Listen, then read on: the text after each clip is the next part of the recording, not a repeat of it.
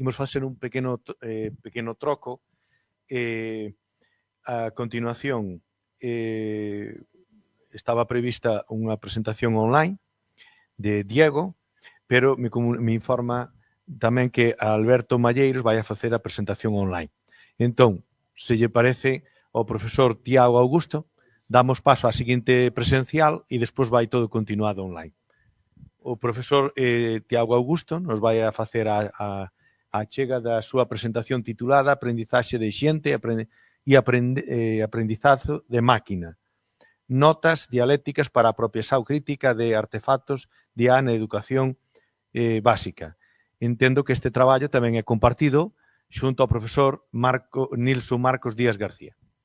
Pero vais encargar da súa presentación Tiago Augusto.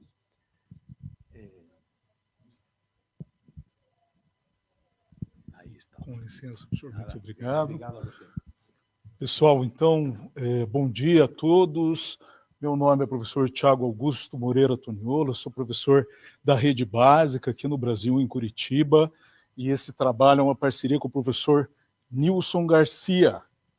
Vamos lá, a gente vai, sem mais delongas, iniciar na introdução para a gente conseguir avançar no tempo. Vamos lá. Primeiro, pode passar mais um. Vamos combinar assim, passa um, se necessitar assim, volta.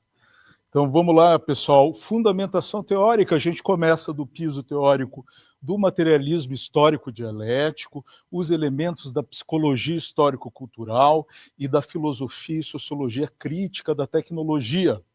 Metodologia, esse trabalho é uma revisão exploratória e a gente captou alguns elementos do que se chama de síntese interpretativa crítica, que é voltada à criação conceitual. O nosso objetivo é problematizador, né? A gente quer discutir a apropriação crítica dos artefatos de IA na educação e, em geral, a ideia é coletar categorias reflexivas da literatura, expor contradições, levantar questionamentos e também pensar possibilidades durante a nossa pesquisa. Vamos lá, vamos começar um pouquinho pela sociohistoricidade das IAs.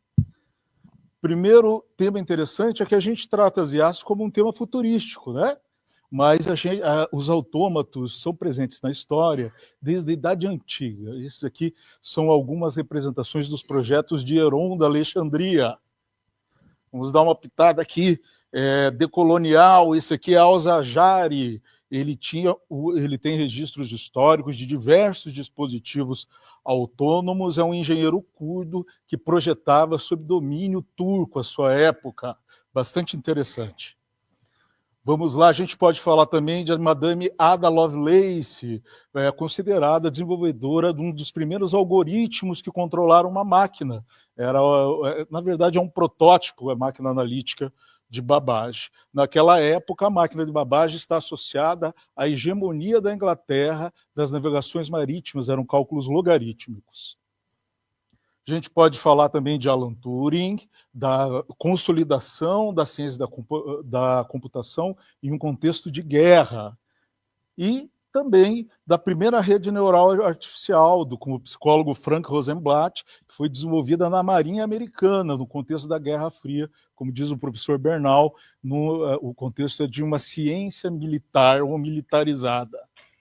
Vamos lá, por fim, hoje o Deep Learning, como o professor Nilson já comentou, bastante atravessado pelas chamadas Big Techs, né, que é uma questão de concentração tecnológica nas palavras do professor Teotônio dos Santos. Podemos passar para o último. Então é importante que a gente observe a sociohistoricidade das IAs e perceba que nessa trajetória há relações intensas entre tecnologia e sociedade que não podem ser ignoradas se a gente quer se apropriar desse artefato de forma crítica. Vamos passar lá para o próximo, vamos mergulhar agora um pouquinho no funcionamento. Essa parte aqui a gente já conhece, todos nós, né? Então, se destacam o aprendizado de máquina, no final agora do século passado, na segunda metade, que consegue aprender padrões de um conjunto de dados brutos, e o Deep Learning, o aprendizado profundo, que usa redes neurais artificiais e consegue realizar, portanto, a partir de agora, tarefas mais complexas. Vamos mergulhar agora na unidade principal das IAs, no neurônio artificial, para desmistificar mais ou menos como ocorre seu funcionamento. Você tem um conjunto de dados de entradas, por exemplo, um texto que você colocou no chatbot. Esse texto é vetorizado, ele é multiplicado por pesos e somado a um bias, a um viés. É assim que a gente consegue deslocar esses resultados, transformá-los matematicamente. Há uma função de ativação, que vai depender do contexto, e depois uma saída de dados.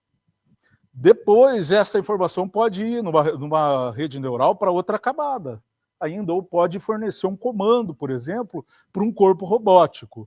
Mais uma vez, e na fase do treinamento, o que acontece? Você propaga para frente um conjunto de dados. E depois, lá no final, passado por toda essa função matemática, ele compara com uma resposta esperada humana e calcula uma margem de erro e retropropaga para trás essa informação.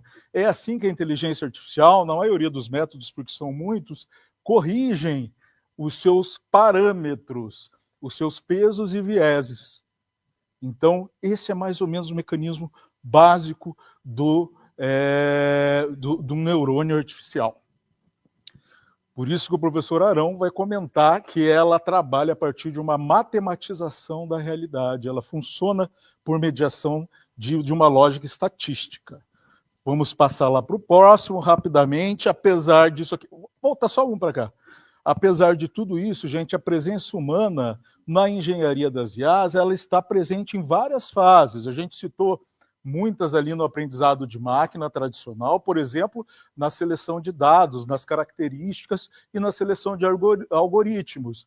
Mesmo no aprendizado profundo, você pode ver nas camadas ocultas, que são essas camadinhas aqui que estão entre as entradas e saídas, o que se chama de opacização das decisões, ou seja, aqueles algoritmos projetados por humanos começam a ficar poucos visíveis pela complexidade de seu processamento. Então, é como se fosse... O Deep Learning cria uma caixa preta, a gente não sabe exatamente como ela está tomando decisões de forma imediata. Podemos passar para o próximo. Vamos lá, então, trazer alguns elementos agora sobre será que esse objeto é, de fato, um intelecto, esse nome inteligência apropriada, e, para isso, a gente vai trazer elementos do pensamento da psicologia histórico-cultural. A inteligência para a psicologia histórico-cultural, ela passa pela ideia de que você consegue distinguir a realidade do seu reflexo. Então, esse é um ponto interessante para pensar se a IA é de fato inteligente. A nossa inteligência, ela opera através de semântica, e a inteligência da IA opera a partir de sintática e de estatística. Elas são papagaios estocásticos, elas estão embaralhando um conjunto de dados que elas devoraram em seu treinamento. Vygotsky vai falar que os seres inteligentes desenvolvem funções psicológicas superiores, o aprendizado, dentro da teoria da psicologia histórico-cultural, vai trabalhar com a ideia de saber acumulado socialmente e, sobretudo, com a sociointeração. A ideia de criatividade, para Vygotsky, está ligada à construção de imagens do passado ou do futuro. Não só a combinação, atos combinatórios do que você já viu, mas a experiência vivida. A ideia é que a experiência vivida que vai reatualizar a tua capacidade criativa.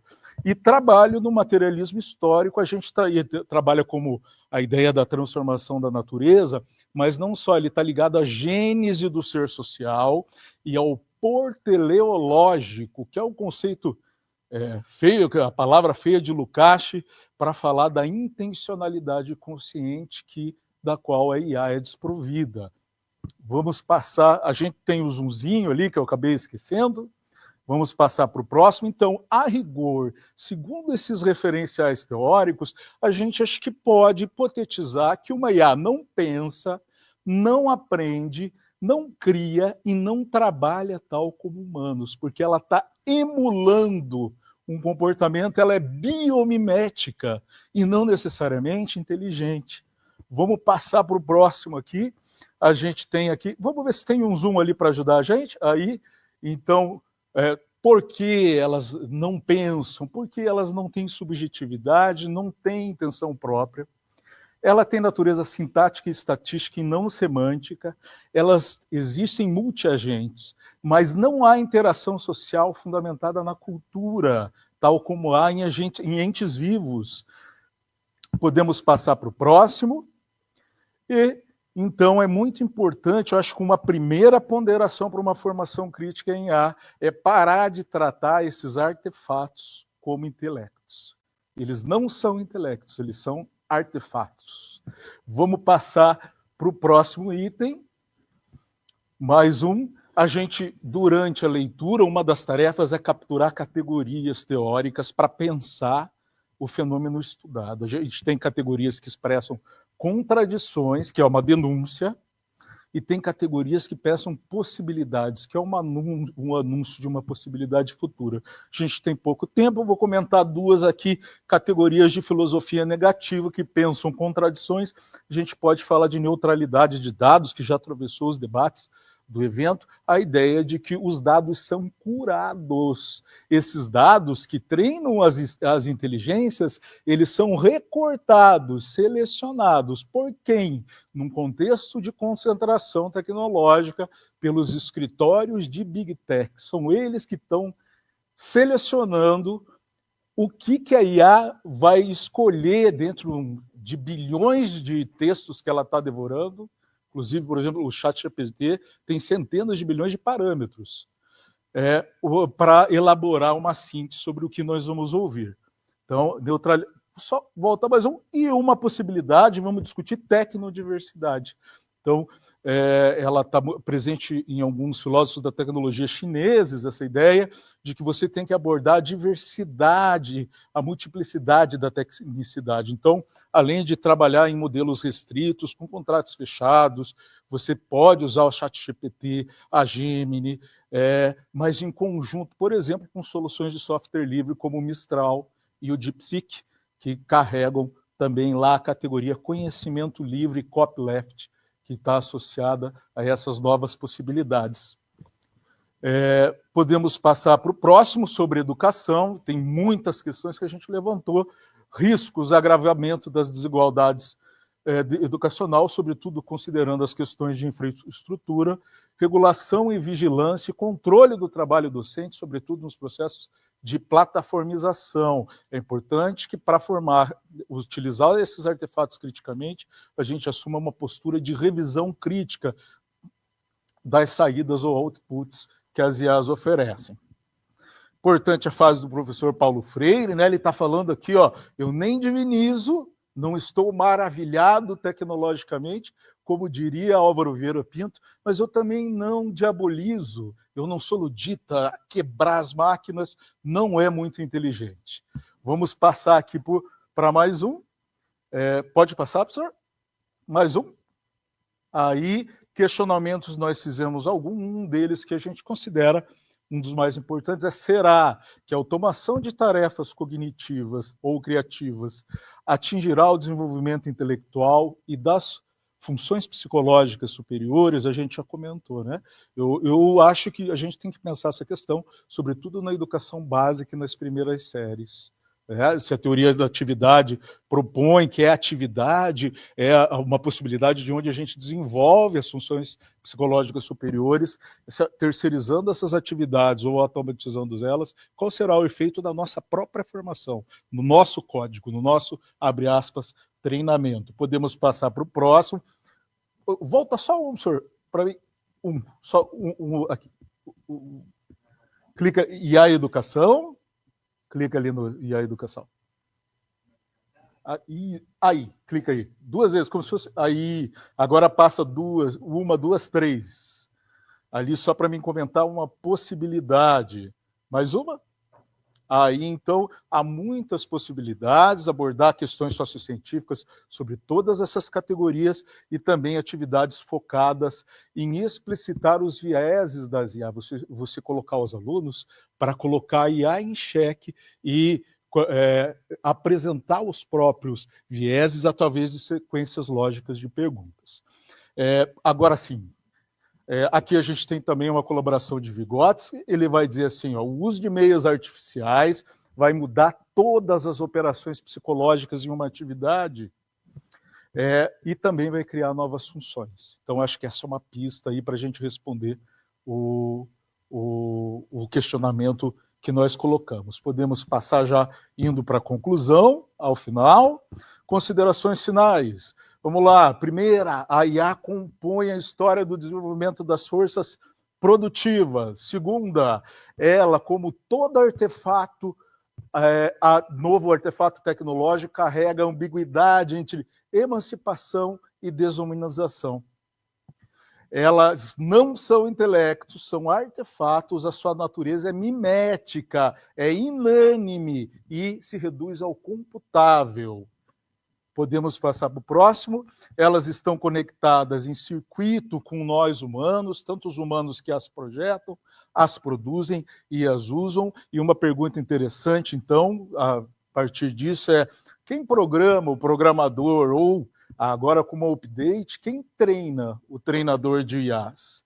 Por fim, para que a gente consiga se apropriar desses artefatos criticamente, é importante que a gente lance mão de um Human Deep Learning, do aprendizado humano profundo, que seja capaz de desconstruí-las, né, aprendê-las em sua sócio-historicidade, em seu funcionamento, e suas relações com o todo social, atentando às contradições e, sobretudo, às desigualdades. É dessa forma que eu acho que a gente vai conseguir fazer desses artefatos instrumentos pedagógicos que possam fomentar formas de educação mais libertadoras e humanizadoras. Para a gente terminar, pode passar várias vezes, a gente tem ali as nossas referências, são algumas, como o colega já apresentou, mais uma, e, por fim, mais uma, os créditos daí e os especiais agradecimentos a todos vocês. Pode passar mais uma, duas